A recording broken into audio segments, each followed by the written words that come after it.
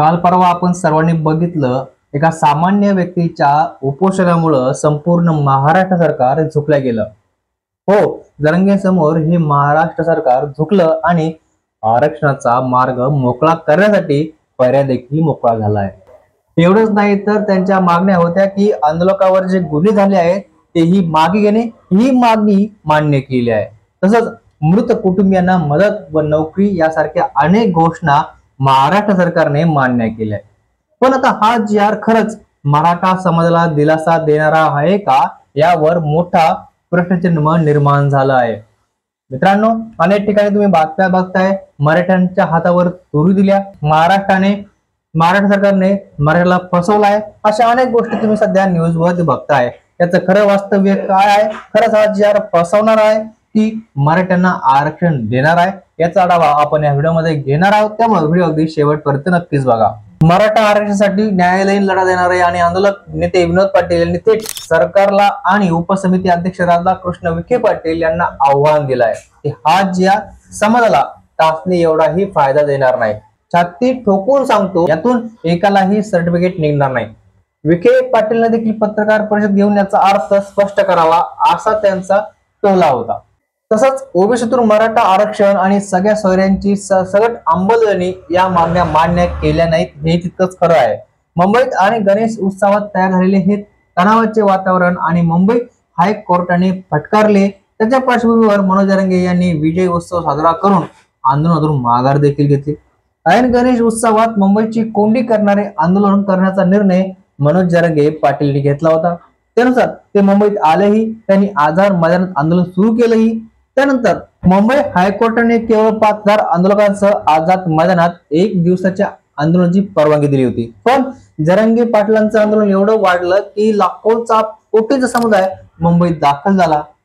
त्यांच्या पाठीशी लाखो मराठे खंबीरपणे उभे राहिले आणि संपूर्ण मराठ्यांचा एकच आवाज होता, कसं पाटील म्हणतील तसं, हा नारा सर्वत्र बघायला मिळाला।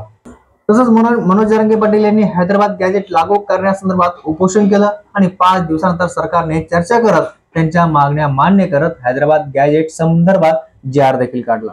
या जी.आर नंतर मराठ्यांचा विजय झाला म्हणून आनंदोत्सव आझाद मैदानावर साजरा करण्यात आला। दरम्यान या जी.आर मुळे मराठ्यांना ओबीसीतून आरक्षण मिळणार का, असा प्रश्न विचारला जातोय। आता तुम्हाला सांगतो खरं काय आहे। गॅजेटमध्ये कुणबी मराठा किंवा मराठा कुणबी यापैकी कोणतीही नोंद मिळाली आणि त्यांचे जातपत्र मिळाल्यानंतर त्या प्रमाणपत्राची व्हॅलिडिटी झाली तर ते ओबीसी मध्ये येणार आणि त्यांना ओबीसी प्रमाणेच सवलत देखील मिळणार आहे, हे स्पष्ट झालं आहे। यामध्ये कोणीही कितीही विरोध केला आणि कोणीही किती उड्या मारल्या तरी त्यांना कोणी अडवू शकणार नाही। फक्त त्यांची नोंद कुणबी मराठा कुणबी अशी त्यांच्या पूर्वजाची नोंद असली पाहिजे।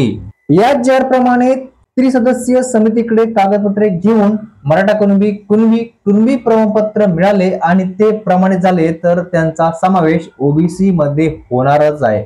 मात्र सध्या जे ओबीसी आहेत ते याला उच्च न्यायालयात चॅलेंज करू शकतात। दरम्यान सरकारच्या निर्णयाच्या पहिले प्रमाणपत्र दिले जाईल तेव्हा निर्णय प्रमाणित होईल। शिंदे समितीने शोधलेल्या नोंदीनंतर कुणबी नोंदी असलेले प्रमाणपत्र टिकत नसल्याचा आरोपी देखील केला जात होता। शिवाय व्हॅलिडिटी न देता जात प्रमाणपत्र अडकून ठेवण्यात येत असल्याचा आरोप केला जात होता। मात्र सरकारच्या नव्या जी.आर नुसार जात प्रमाणपत्राच्या व्हॅलिडिटीवर 90 दिवसात निर्णय घेतला जाणार आहे, हे स्पष्ट करण्यात आलं आहे। या सगळ्या आंदोलनाच्या पार्श्वभूमीवर फडणवीस सरकारने नेमलेल्या उपसमितीचे प्रमुख मंत्री राधाकृष्ण विखे पाटील, मंत्री शिवेंद्रराजे भोसले, मंत्री जयकुमार गोरे आणि मंत्री माणिकराव कोकाटे मनोज जरांगे यांना आंदोलनस्थळी जाऊन भेटले। तिथे त्यांनी हैदराबाद गॅजेटवर ताबडतोब लागू करण्याचे सरकारने मान्य करण्याचे सांगितले।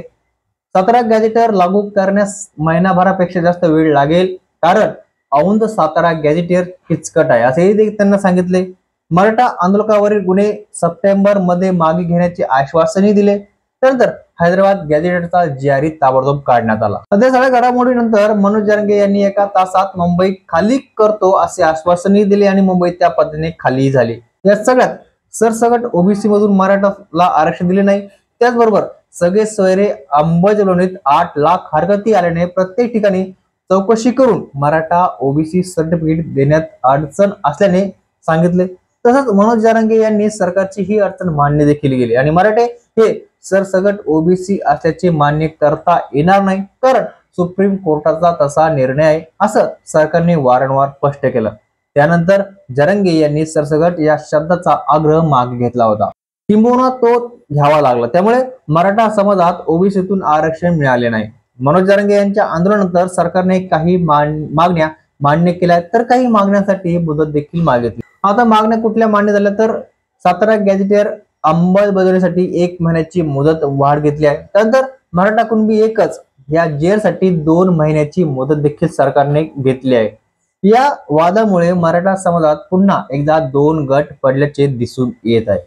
इकडे सरकारने काही मागण्या मान्य केल्या असल्या तरी त्याच्या अंमलबजावणीबद्दल आणि सरसगट आरक्षणाच्या मुख्य मागणीबद्दल अद्यापही संभ्रम कायम आहे।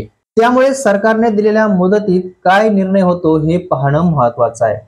मराठा कुणबी किंवा कुणबी मराठा असे उल्लेख सापडत आहेत, त्यांना आरक्षणाचा फायदा मिळतच आहे, पण ज्यांच्या नोंदीत फक्त मराठा असा उल्लेख आहे त्यांना मात्र हा लाभ मिळणार नाही किंवा मिळत नाहीये। त्यामुळे मराठा समाजात असमानता निर्माण झाली आणि आरक्षणाच्या प्रक्रियेत सुधारणा करण्याची मागणी देखील वाढत आहे। एकंदरीत काय तर मराठा आरक्षणाच्या लढ्यात 17 गॅजेट एक महत्वपूर्ण दुवा ठरू शकतो, ज्यामुळे पश्चिम महाराष्ट्रातील सर्वांना आरक्षण मिळण्याची शक्यता देखील आहे। मित्रांनो, तुम्हाला या GR बद्दल काय वाटतंय? खरंच मराठ्यांना फसवलं गेलंय की मराठा सुरक्षित आहे? नक्की कमेंट करून सांगा आणि असेच माहितीपूर्ण व्हिडिओ बघण्यासाठी चॅनल नक्की सबस्क्राईब करा। धन्यवाद।